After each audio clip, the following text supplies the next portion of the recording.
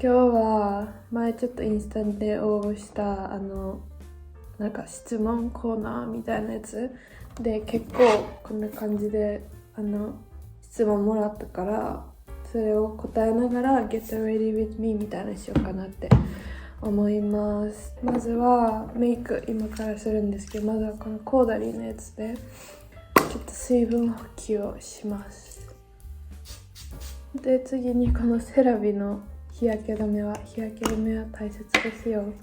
でもほぼなくて、このセラビのやつこれも買いに行かないと。これ今日買いに行こうかな。出てこんぐらいもずっと使ってるから、まずなんかメイクする用の鏡がないから買わないと。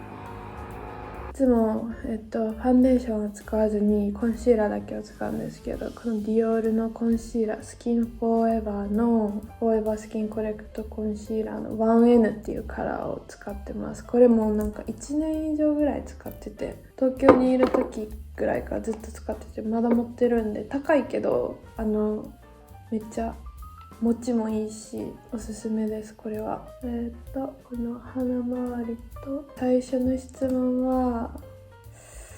物価ってやっぱり高いですかっていう質問が結構来て、物にもよるかな。なんか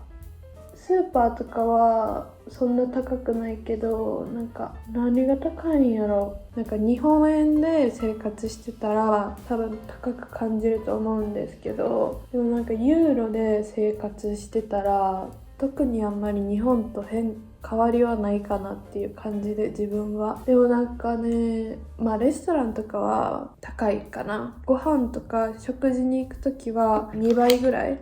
はする気持ちかな。カフェ行ったら絶対に、なんかこの話前の動画でも言った？でもそんなになんかバカ高いってわけでもなく、旅行に来るなら今日本円が円安やから多分全部高く感じると思います。次はこのミルクメイクアップのコントゥアのやつを使います。これもずっと使ってる。で次の質問はぼったくりとかよくありますか？多分なんかアムステルダムの中心街とかザ中心街っていう、なんかFuck I forgot なんかもうコンシーラー塗っちゃったからあれなんですけど、いつもコンシーラー塗る前にこのグロシエのフューチャーデュオを使うんですけど、めっちゃ忘れてた。もう最悪や。まあいいや、また今度質問なんやったっけ。ぼったくりとかよくありますか？なんかアムステルダムとかなんかそういう観光地の中心街に行けば全然あると思うし、なんかそういうぼったくりされたっていう話も聞くんですけど。Wait a minute. Okay, I'm back. ちょっと髪の毛がうざいから。ぼったくりってあれですよね。なんかカバンとか取られるやつ。違うわ、それスリか。あれか。お金持ちやと思ってあれするやつか。ぼったくりはないです。基本的に受けたことはないっていうか、なんかそういう場に行かないんで。スリとかはさすがにちょっとはあるやろうけど、でもそんななんかやばい話は聞いたことないです。多分なんかイタリアとかなんか多分すごいと思う。夏は余計に繁忙期シーズンやから。はい、次。なんか喋ってあれするの難しいな。喋りながらメイクするのってこんなに難しいねんな。次の質問は英語結構喋れないときついですか？海外にいるなら英語喋れた方が絶対いいです。日本語喋れる人ほぼいないから。英語はマストですね。で次はなぜ移住しましたか？多分これも前のビデオで答えてるんで、また見てみてください。ヨーロッパでの就職は難しいですか？難しいと思います。なんか日本みたいに新卒制度がないので、もうスキルがないと絶対会社には入れない環境なので、日本と比べたらだいぶ難しいです、就職は。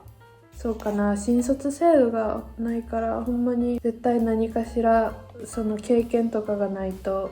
就職するのは難しいです。とりあえず眉毛に入ります。眉毛はこのケイトのやつ、もうずっとこれ使ってる。2,3 年ぐらいかな、ずっとこのやつ。眉毛はあんまりいじらないようにしてます。なんか流行りのなんか細眉とかちょっと前というか今も流行ってるのかわからないんですけど、なんかその年によってなんか平行眉とか細眉とかなんか流行るじゃないですか。でも私はそ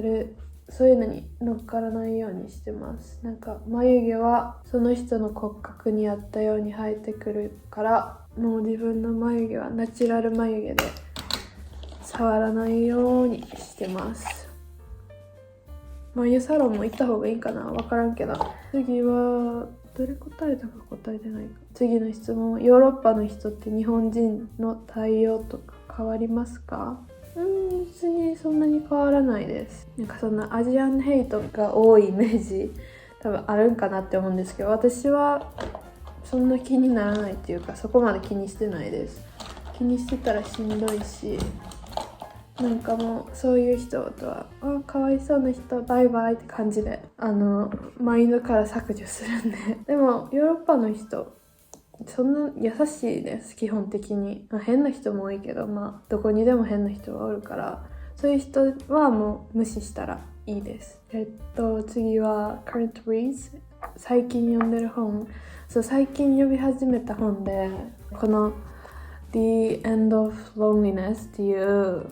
洋書なんですけど、これめっちゃ面白くて、もう半分読んでるんですけど、3日前ぐらいに届いたんかな。なんかめっちゃこれ面白くて読みやすくて、ストーリー説明するのめっちゃめちゃ下手くそなんですけど、でもこれは最近読んだ中で一番好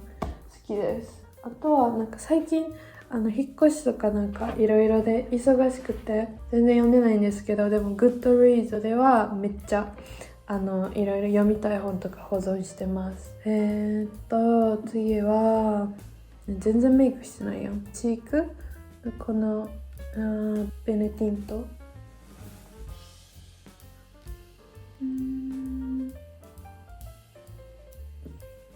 Is it too much? ちょっとやりすぎた次は銃とか怖くないですか？最初なんか銃とか怖かったんですけど、でも銃の会社銃社会って割とアメリカで、私アメリカに住んでないんで全然銃とかの問題とかも全然ないんでわかんないんですけど、でも来る前はなんか銃とかあるかな怖いなとか思ってたけど、全然オランダは平和ですっていうか、そういう問題は私は聞いたことないです。次は、海外の YouTuber でおすすめの人はいますか？私 YouTube いつも YouTube 見てるんで、ご飯食べる時とかめっちゃいるんですけど、でもほんまに大好きなのはモヤマ・ウィニーとエヴァ・メロシェとミシェル・チョイとケイト・ブロックとラーラ・セリア、ロリータ・オリンピアとケミオとアリア・ザイタとジョイと、あとジュリチューと、あとサンヌブロと、オランダ人のモデルなんですけどが好きです。あとはエマ・チャンバレン。でもエマ・チャンバレンも YouTube やめてるっていうか、もう全然更新してないから、まつげ上げへんかったら私の画面いつも寝てるみたいな顔なんですけど、日本にいる時はマスパしてたんですけど、でもなんかこっちでマツパ怖くて、なんか日本人専用のお店とかあるんですけど、ちょっと探すのがめんどくさくて、で、私マスカラは使わないんですけど、ずっとこのマスカラ下地を使ってて、このセザンヌのマスカラ下地カールキープベースをずっと使ってて、でこのマスカラしか私使わないです。マスカラじゃない、マスカラ下地なんですけど、毛玉じゃない、ダマができるのがめっちゃ嫌いで、これはダマもできひんし、なんかカールもめっちゃ続くし、なんかマスカラしてなくてめっちゃ好きで、これはずっと使ってます。マスカラ下地をマスカラ代わりに。でも綺麗になんかセパレートな感じになるし、これはで500円ぐらいかな。でこれはオランダにいるお友達が日本に一旦帰った時に買ってきてってお願いしたぐらい好きです。これはどのくらいお金を貯めて海外移住されましたか？私は100万近く貯金して移住しました。ビザ申請のお金もそうやし、家賃のお金もそうやし、家賃契約するときにデポジット払わないとダメなんで、そのデポジット分はあるようにしてたのと、あとはそこに行ってからの生活費、最悪 1,2 ヶ月賄えるぐらいの生活費と、あとは航空券、航空券はなんかほんまに出発する前の2週間前ぐらいに航空券取ったから、なんか割と割高でって感じだったんですけど、って感じで、ちょっとアイブロウのやつをちょっと取ってアイラインします。ちょっとフォーカスします。 OK、 はい。70万80万ぐらいは余裕持って貯金して、海外に行って、でそれで1ヶ月後にはもう仕事があったので、ワーホリじゃないから仕事探ししなくてよくて、で1ヶ月後には絶対その安定した収入が入ってくるっていうのがあったから、それが結構安心材料やったかなって感じで、とりあえず70万80万ぐらいを目標にずっと貯めて仕事をしてました、日本で。で100万近くなったらもう辞めて、そのままオランダにヒューって行きました。はい。なんか答えなってるかな。なんかさ、日本語がさ下手くそすぎてさ、なんかほんまになんか申し訳ないです。なんかこいつ何言ってんのみたいな思ってたらほんまに申し訳ないです。リップをこのティントのやつをちょっと使って、次の質問はオランダのおしゃれなカフェやお店を教えてほしいです。で、オランダはほんまに可愛いカフェがめっちゃあって、ちょっと最後にこれを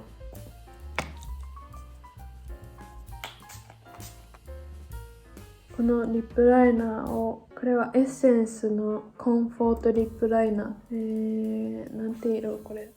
シナモンスパイスって色です。でこれでちょっと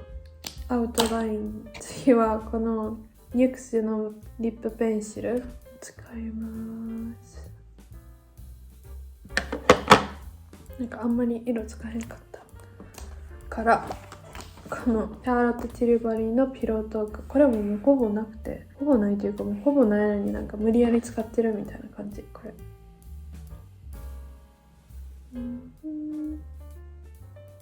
最後にグロス、これもグロシエのグロス。エブリデイメイクアップはこんな感じになります。そんなになんかクレイジーなことはせず、そんなめっちゃケバケバしいメイクはしないんで、こんな感じで。で、そう、質問の続きがオランダのおしゃれなカフェお店を教えてほしいですっていうやつで、オランダのカフェはほんまにめっちゃ可愛いカフェがいっぱいあって、今まで行った中で一番好きなのはセインジンとオフィシナの抹茶がほんまに美味しい。オフィシナの抹茶は今まで飲んだオランダで今まで飲んだ抹茶の中で一番美味しかった。オフィシナと、あとコーヒーディストリクトっていうとこと、あと青バーってとこ、青バーも抹茶が美味しい。あとはローカルコーヒーかな。あとベーカリーローフとセインジン Did I sayセインジンI don't know。 あとはなんかアンコモンアムステルダムっていうとこと、スタッ I don't know how to pronounce it。 スタ SCACH っていうとこと、であとカルメンってとこ、そうカルメンってとこ前友達と行ってめっちゃ可愛かったお店が。あとは何かな、なんかめっちゃいろいろ行きたいとこもピンしてるとこもあるし、なんかあれなんですけど、と次は英語力どのくらいで済むことができましたか。なんかもう日常会話は普通にできるので、それ程度と、あとは自分の仕事が英語を使う仕事なのでビジネスレベルの英語は必要でした。オランダの人たちは優しいですか？優しいです、多分。なんかそんな意地悪な人には会ったことないです。なんか自分が気づいてないだけかな。なんかそんなになんか周りのオランダ人の人たちも優しいし、移民も多いんで、普通にオランダも。なんで移民にも優しい国ですし、多分優しいです。そんな意地悪な人にまだ会ったことないです。ブロック視界からブロックしてるんかもしれないんですけど、でもそんな意地悪な人はいないです。みんななんか困ってたら助け合うのも人間のあれやし、オランダ人は何々っていうよりそのもう人として見てるかな、自分は。あの人何々人やからみたいな、それで区別することはなくて、もうなんか日本人やから何々なんやろみたいな、そういうのもあんまり考えないです。なんかもう人として人柄を重心的に見てます。次は、オランダは日本人はあんまりいないですか？探せばいます。探せば全然いるし、アムステルダム歩いてる時もなんか時々日本語聞こえるんで、なんか旅行客とかかなって思うんですけど、でもオランダと日本の間にその条約があって、日本人はオランダに住みやすいんでっていう理由があるんで、日本人も多分めっちゃいると思います、探せば。でも私はあんまり日本人のそういうコミュニティとかに属してないっていうか、あんまりそのギャザリングするのが嫌いなんで、なんかあんまり見ないんですけど、全然あると思います。次は、日本人どのくらいいます？結構みんな気になるんですね、これ。私あんまりそういうの気にしたことないんで面白い。やっぱりなんか同じ国の人がいれば安心するんかな。でも全然ほんまに探せばいます。あとはね、日本とどっちが住みやすいですか？個人的にはオランダの方が全然住みやすいです。なんか東京と神戸に住んでたんですけど、両方とも割といい場所というか治安のいい場所に住んでたんであれなんですけど、日本の治安のいい場所と一緒ぐらい治安がいい感じはしてます。ほんまにそのエリアにもよるんですけど、でも個人的にはオランダの方が住みやすいです。なんやろ、何がって言われたら全然わからないんですけど、でも人の感じとか、なんか全部が平等な感じがめっちゃ良くて、あとはなんか人のカジュアルな感じ、なんか仕事でも上の人やったら、なんか日本やったらすいません、敬語とか尊敬語とか、なんかめんどくさいやん、上下関係とか。でもなんかそういうの全然ないし、なんかみんななんかカジュアルな感じ、なんかそういうのを気にしなくていいっていう、そういう文化が向こうはないから、こっちは気にしなくていいっていう前提を踏まえてコミュニケーションできるから、それはめっちゃありがたいし、メンタル的にも結構救われてる部分があります。で自然が好きなんで、自分が。でなんかオランダ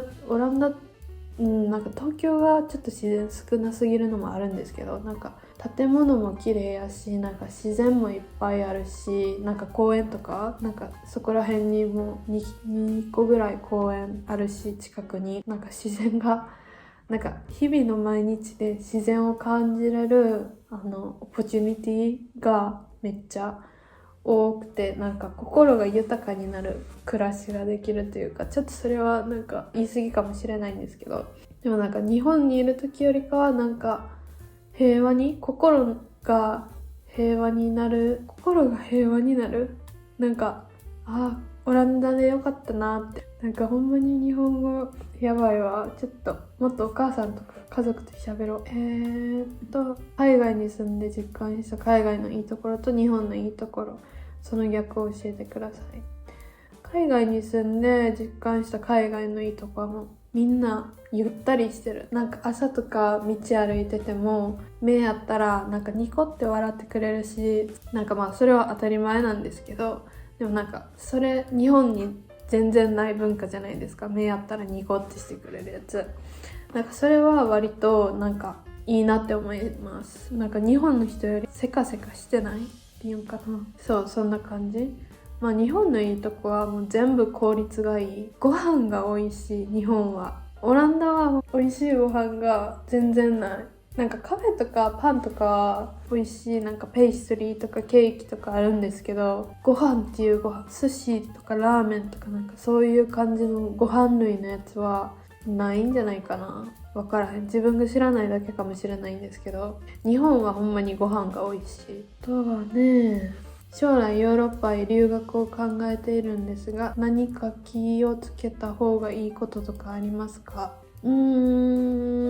最低限のその現地の政治事情はちょっとだけ知ってた方がいいかなって思います。あとは多分その国にもよります。最低限なんか身だしなみちゃんとしてて、なんか旅行客感を出さすぎなかったら、まあ特に危険な目には合わへんかなって思います。なんか私日本から来ましたっていうその雰囲気を出さないのは割と大事かもしれないです。私旅行で来てますみたいな雰囲気は出さずに、なんかローカルに馴染めるような感じで振る舞うのは割と大切かなって思います。あとはね、オランダの物価は高いですか？生活費も聞きたいです。オランダの物価はまあ高いっちゃ高いです。普通に比べたら、スペインとかイタリアとかと比べたらもう普通に高いです。でまあ自炊とかしてればそんなになんかバカ高いってわけでもないんで、まあ別に私は日本に住んでた頃とあんまりそんなに変わってないです。まあでも家賃は高いです。私の給料の半分以上家賃で飛んでいくんであれなんですけど、そう家賃は高いです。生活費とか聞きたいですかね？なんか月どんだけかかってるとか、なんかあんまりちょっとプライベートすぎるんであんまり答えたくないんですけど、なんかまあ知りたい方がいれば全然そのまとめの動画も出せるんですけど、需要ありますかね？最近ヨガにハマってて自分も話したいって思ってるんですけど、学校の英語とか文法とか全然理解できなくて、何か役に立つ英語の勉強方法はありますか？ワーホリとかおすすめですか？まあワーホリはおすすめかな。まあ私ワーホリ行ったことないからあれなんですけど、まあでもネイティブの英語に触れて喋れるようになるっていうのが一番手っ取り早くて効率がいいかなって思います。私がワーホリも留学もなしで英語勉強したのは、大学の授業ほぼ全部英語で勉強してたのと、あとはなんかもうほぼ毎日英語を耳にしてたっていうのがあって、洋楽も好きやし、洋画も好きやし、なんか YouTube も海外の人、その英語のネイティブスピーカーの人の YouTuber が好きなんで、もうなんか毎日英語に触れてたっていうのはあります。で文法とかもそんなになんか学校で習う文法とか全然役に立たないやつばっかなんで、なんか正味そんなに文法について勉強とかそんなにしなくてもいいかなって個人的には思います。あとはNetflix のドラマとかを見てその表現をいろいろ学んだりしてました。あとはシャドーイングとかもなんか好きなドラマとか映画とか何回も見れるタイプなんで、なんか好きな映画を何回も見て、なんかその発音をシャドーイングしたりしてました今考えたら面白い、かわいいな。長く海外で生活してみたいんですけど方法が分かりません。2回留学しましたがそこから先につながらず。なんで海外で生活してみたいんか、自分にその ask yourself した方がいいかなって思います。その方法は人によっても違うし、海外で住みたいならフルリモート OK の会社か、もう現地の会社で仕事を見つけて就職するしかないかなって個人的に思います。あとは日本でお金稼いで貯金してノマド生活みたいなのするかな。なぜオランダを選んだのか知りたいです。あとオランダは英語を話せたら大丈夫ですか？オランダを選んだ理由は前の Q&A の動画で話してるんで、また見てみてください。でオランダは英語が話せたら大丈夫ですか？大丈夫です。なんか私も英語でしか生活してないんですけど、英語で注文したらなんか英語でも返してくれますし、なんか全然英語フレンドリーに話してくれるんで全然いけるんですけど、でもなんかやっぱり手続きの書類とかは普通に当たり前にオランダ語なんで、オランダ語が共有語なんであれなんですけど、でもなんか最近は私はなんかさすがにちょっと注文とかはオランダ語でしたいなって思うようになってきて、なんかリスペクトを払うっていうか、その日本語もなんか世界的な割合で言えばだいぶっていうかめっちゃマイナーな言語なんですけど、オランダ語もだいぶマイナーな言語やと思うんですけど、でもやっぱり現地の人からしたらなんかオランダ語喋ってくれた方が嬉しいやん。嬉しいと思うっていうか、その国へのリスペクトっていうかを表現できる一つの方法かなって自分は思うんで、最近オランダ語も学び始めたんですけど、結局はオランダ語話せなくても全然生活できます。ほんまにみんな喋れるから全然オランダ語を学ばなくても全然快適に生きていけますかな。もうこんぐらいで終わろうかな。とりあえずちょっと日本語がやばすぎて答えれたかわかんないんですけど、自分で喋ってる時もなんか自分何言ってるかわからなくなって、なんかごちゃごちゃみたいなになって、ほんまになんかこいつ何言ってんのみたいな感じの瞬間があると思うんですけども、目をつぶっていただければ、役に立つかわかんないんですけど、この Q&A が誰かの役に立てればいいなって思います。じゃあ Thank you for watching.